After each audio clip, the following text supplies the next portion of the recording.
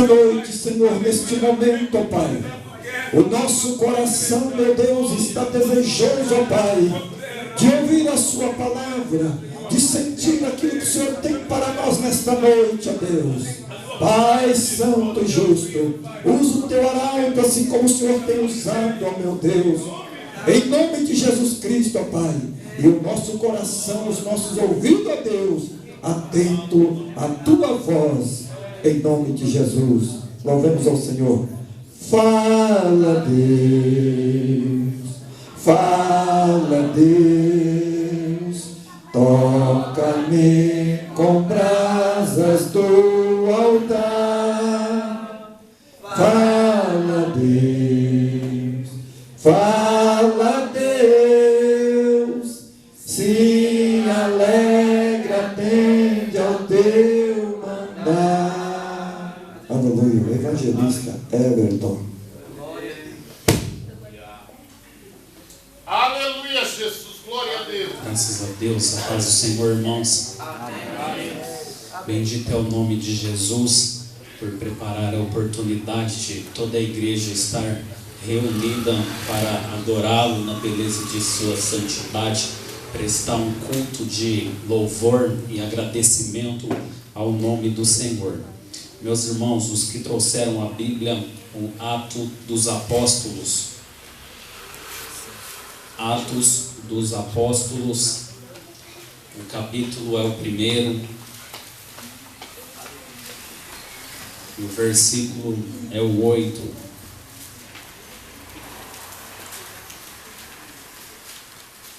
O livro de Atos dos Apóstolos, capítulo 1, versículo de número 8.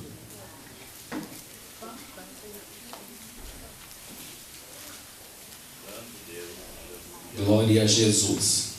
Está escrito assim: mas recebereis a virtude do Espírito Santo, que há de vir sobre vós, e ser-me-eis testemunhas, tanto em Jerusalém, como em toda a Judeia e Samaria, e até aos confins da terra.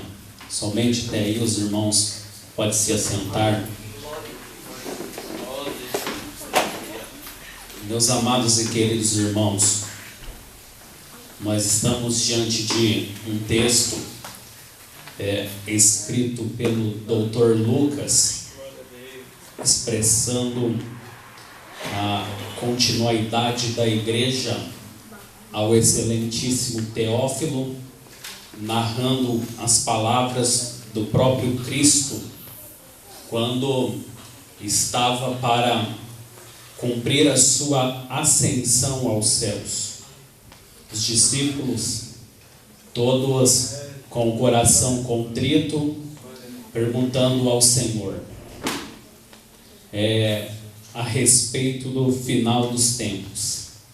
Jesus vai dar uma resposta categórica aos apóstolos: não vos pertence saber os tempos ou estações que o Pai estabeleceu pelo seu próprio poder, mas vocês vão receber a virtude do Espírito Santo, que há de vir sobre vós, e vocês vão ser minhas testemunhas, tanto em Jerusalém, como em toda a Judeia, em Samaria e até os confins da terra.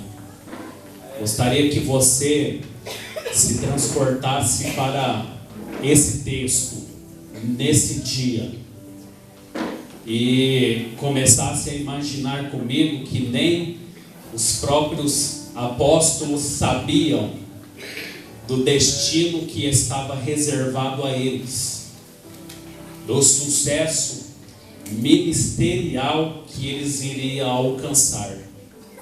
Eles estão diante do Senhor e do Salvador, do Messias, aquele que havia prometido a eles há uma semana atrás, aproximadamente: o Filho do Homem vai ser entregue na mão dos pecadores, vai perecer, vai morrer, mas ao terceiro dia vai ressuscitar.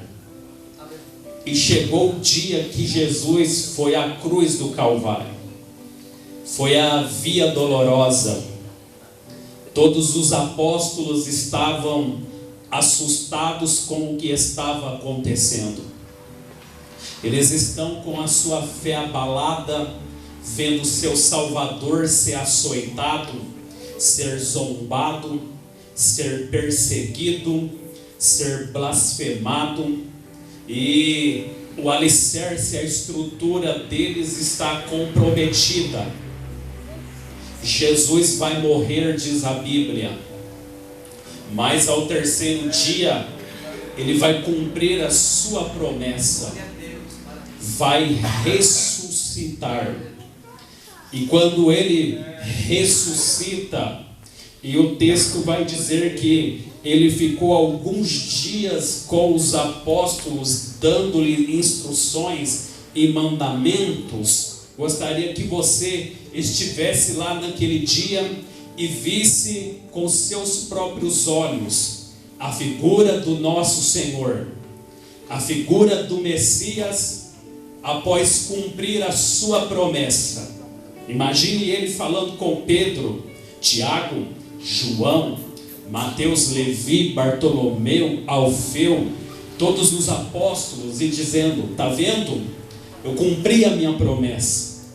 Eu morri, mas a morte não teve poder de me deter. Eu venci o pecado. Eu venci a morte. O momento da cruz, a minha agonia foi tão grande que em dado momento eu pedi ao Pai para que Ele me socorresse, e o Pai virou as costas para mim em dado momento na cruz, porque não suportava ver o peso do pecado da humanidade imposta sobre a pessoa de Jesus.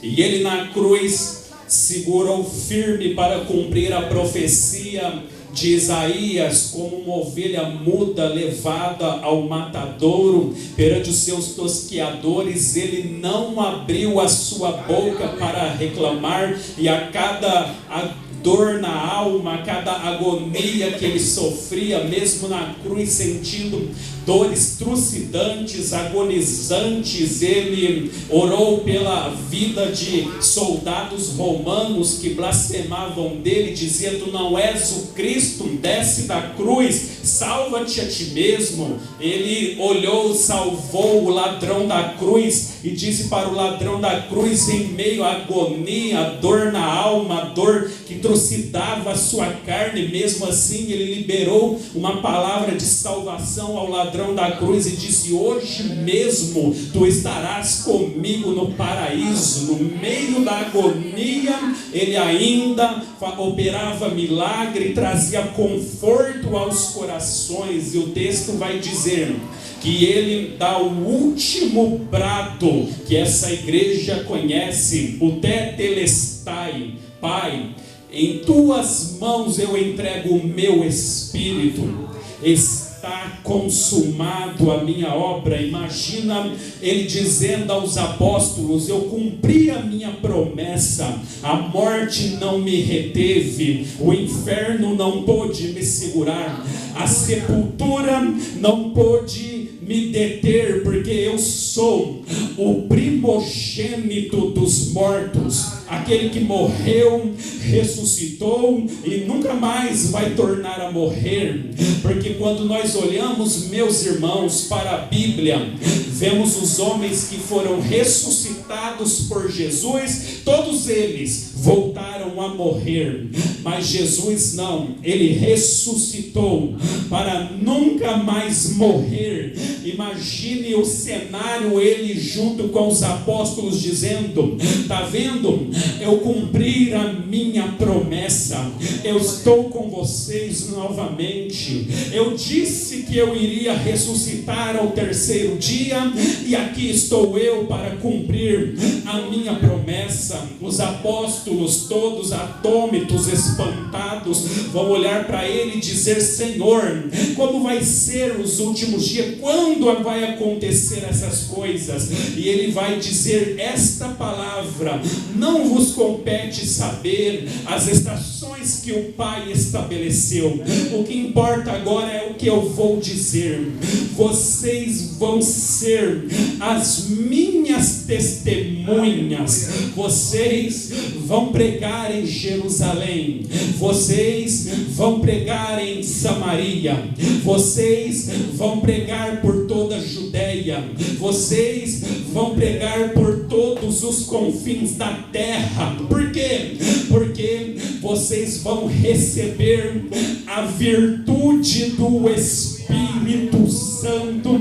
Vai vir sobre vocês, e vocês vão se tornar pessoas que vão ser usadas na minha obra extraordinariamente. Ali nascia o começo do projeto da igreja primitiva. Vemos a igreja que mais operou milagres, prodígios, sinais. A igreja crescia assustadoramente. Nada podia parar diante da igreja primitiva. Era uma igreja que tinha tanta comunhão com Jesus, uma igreja que recebeu o Espírito Santo no dia de Pentecostes, e aquele dia ficou cravado na história da humanidade. Todos lembram daquele dia. Que dia que é esse? O dia que a virtude desceu, o dia que o poder do Messias desceu e tomou a igreja na face da terra. E a igreja começou a crescer de uma maneira assustadora. Os demônios lutavam, mas a luta era em vão, porque não continham a igreja e o seu crescimento. A cada dia a procura pelos apóstolos era grande. Quero me entregar a Cristo, quero servir esse Jesus que ressuscitou.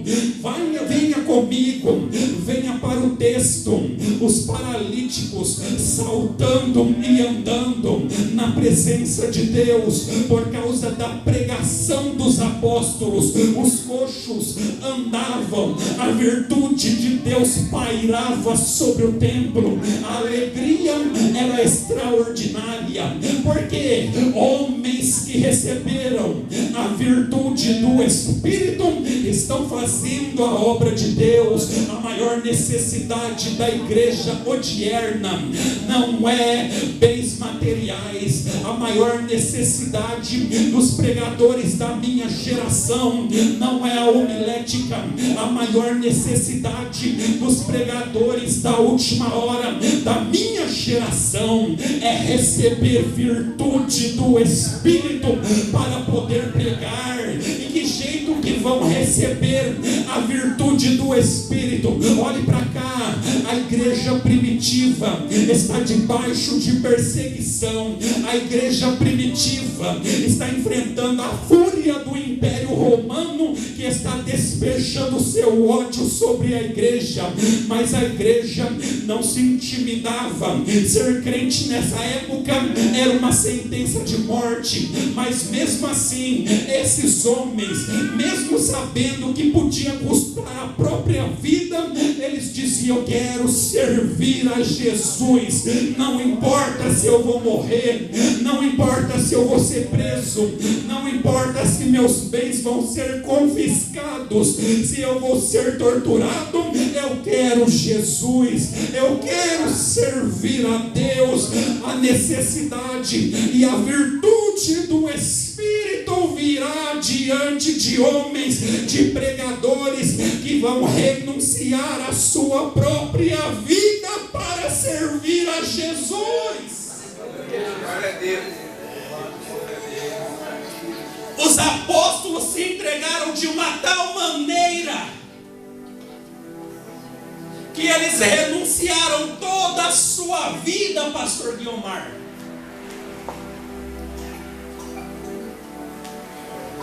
Os apóstolos renunciaram toda a sua vida material, colocaram em xeque a felicidade da sua família simplesmente para servir a Jesus. Essa igreja, a igreja primitiva, não se prendia a bens materiais, mas diz a Bíblia que eles vendiam tudo que eles tinham e depositavam ao pé dos apóstolos para servir a comunidade cristã nessa época. Quando eu olho para a minha geração, eu vejo uma geração de pregadores que estão interessados, não todos, mas tem uma parcela de homens e mulheres aí que só estão preocupados com o cachê, que só estão preocupados em ter uma vida boa. Que homens são esses? Homens que não têm a virtude do Espírito na vida, que não têm a unção de Deus na vida, porque quem recebeu desse poder na vida tem a coragem de dizer: eu renuncio a mim mesmo, como o apóstolo Paulo escreveu aos Coríntios no capítulo 9: eu esmurro meu próprio corpo, o reduzo à servidão para fazer a vontade do meu Senhor. Deus está chamando os pregadores para o caminho da virtude. Aleluia! Da virtude, mas isso custa caro. Isso vai te custar a sua vida. Enquanto muita gente olha para cá, você que tem desejo de ser pregador, Deus está falando com você. Isso vai te custar o seu lazer. Enquanto muita gente vai estar se divertindo, você vai estar com seus joelhos dobrados. Enquanto muita gente vai estar viajando, curtindo a vida, pegando uma praia, você vai estar em uma sala de aula, aprendendo as escrituras sagradas. Enquanto muita gente vai passear, você vai estar orando, perdendo noites de sono, jejuando, mortificando a sua carne, porque você sabe que foi para isso que Jesus chamou a igreja, para receber virtude dos céus. Aleluia!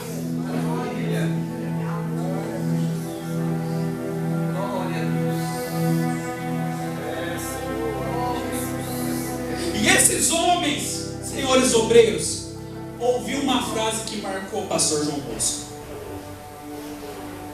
Eles disseram: estes homens estão perturbando toda a terra com essa doutrina. Diante dos homens eles estavam reprovados, mas lá no céu Deus estava aprovando o ministério apostólico e dizendo: continua, porque os seus atos estão formando o cânon das Escrituras, o Novo Testamento. Enquanto o homem reprovava a igreja primitiva na terra, Deus lá no céu estava dizendo: eu abro as portas para a minha igreja, não permito que a minha igreja caia. Esses homens estão perdendo a vida no céu, mas a cada vez que um apóstolo tombava na terra, é como um abrir e fechar de olhos, eles já acordavam no paraíso. No paraíso.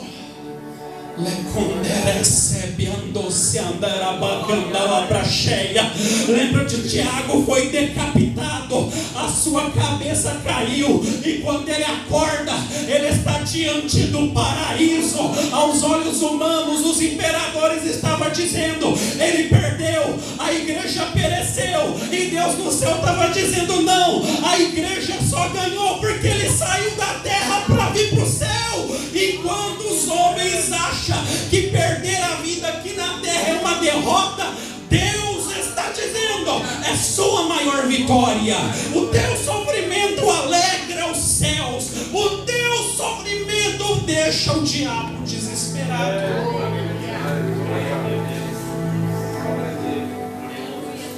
Ser pregador nessa última hora da igreja é uma missão árdua. É uma missão terrível. Porque nós vivemos em uma época em que as pessoas querem facilidades, minha pastora.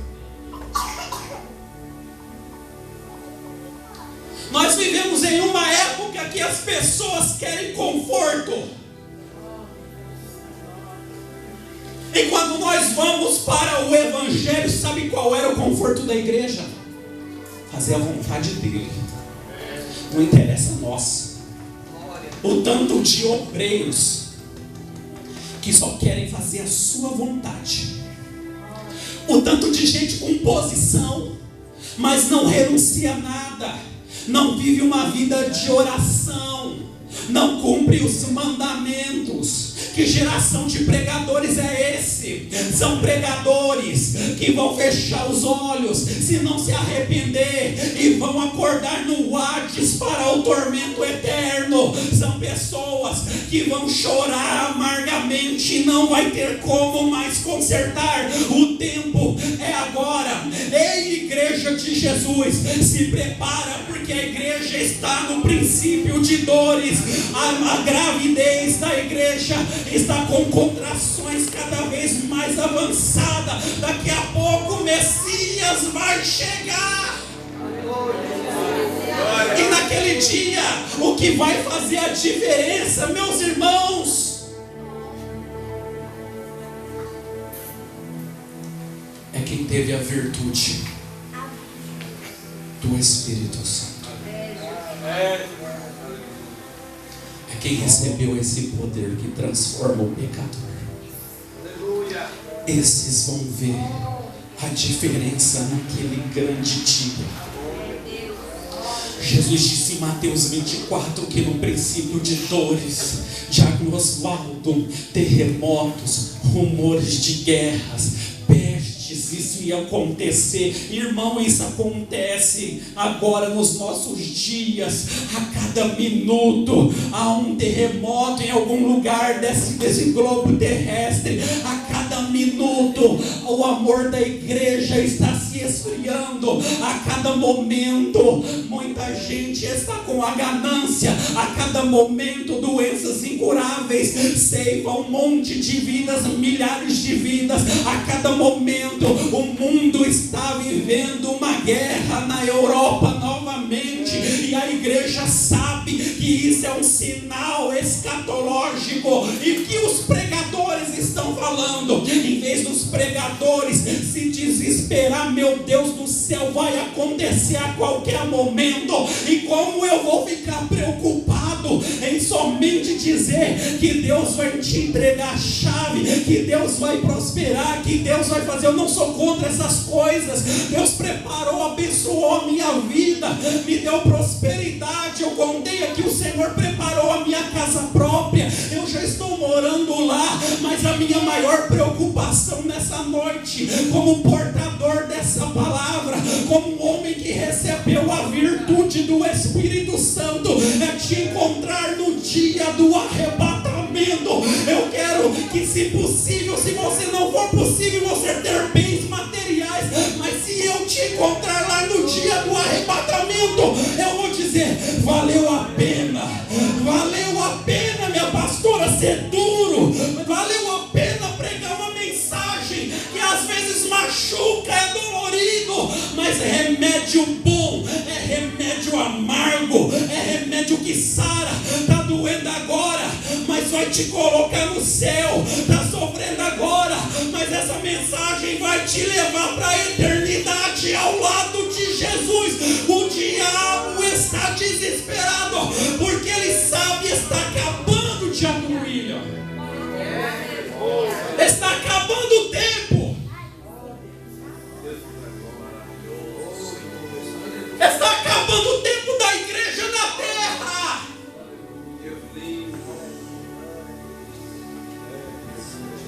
Mas eu tenho uma palavra de Deus para minha geração. Eu conversava com o pastor Gilvan, e o nosso desejo é um avivamento, minha pastora.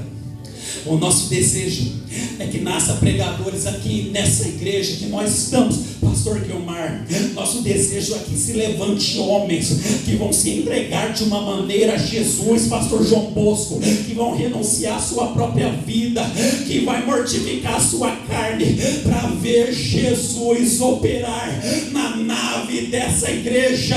Nós desejamos que volte os batismos com o Espírito Santo, minha pastora, porque foi assim que a Assembleia de Deus cresceu. A Assembleia de Deus não precisou inventar moda. São mais de 100 anos e os missionários Daniel e Gunnar Vring pregavam, expunham as escrituras e as multidões procuravam a igreja. A irmã Celina de Albuquerque foi batizada no Espírito Santo e de lá para cá essa igreja não parou, essa igreja cresceu. O que é isso? Isso é um avivamento, é pregadores que têm a virtude do Espírito Santo. Eles chegaram em 2 no Belém do Pará, em 2 missionários, 2 pessoas começaram o trabalho, e a igreja foi crescendo. Jesus foi batizando no Espírito Santo, e a igreja foi crescendo. Jesus foi salvando, a igreja foi crescendo. É isso que nós queremos aqui, salvação de almas. É isso que nós queremos aqui, mocidade. Vocês cheios do Espírito Santo, dobre os seus joelhos.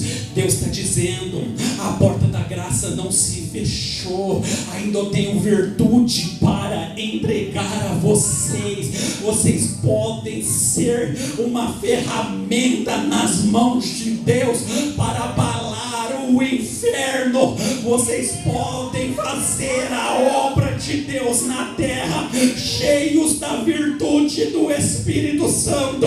Hoje Ele está dizendo, os meus braços estão abertos, eu tenho virtude para quem quiser, eu estou lá.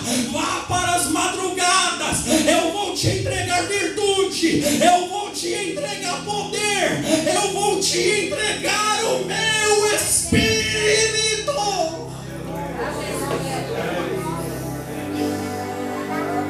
Ele está lá,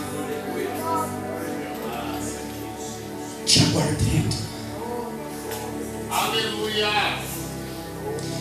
Ele está lá, te esperando. Ele está lá, esperando você renunciar ao mundo e ir para a presença dEle. Ele está lá esperando você sacrificar essa vida de comodismo, de conforto, porque Ele está dizendo, as almas estão perecendo, e eu não vou usar homens que não têm compromisso com a minha palavra. Eu não vou usar mulheres que não estão dispostas a pagar um preço. E que preço é esse? Oração, jejum, é Bíblia o preço. Isso é inegociável.